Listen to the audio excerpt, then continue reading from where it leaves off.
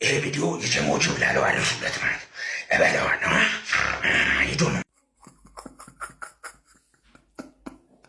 አንተ እንደዚህ ነው እንደገና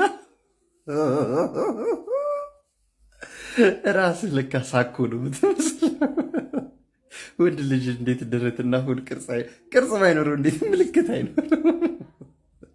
ወጥነህ እንደዚህ ሳኮ ማታቁ ቦክስ መለባበጃው ከረጢት ማለት ነው።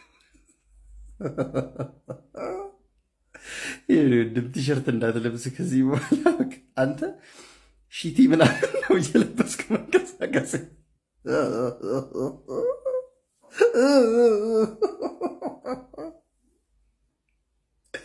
እዚች ጋ ወጥፈ ምናምን ነው መንቀሳቀስ ያለብህ። አንተ ኢሬጉላር ነህ የምር። ስጋዎች ቦታ ቦታ ሲይዛቸው እንጂ አንተ ኩንታል ሰጋቱራ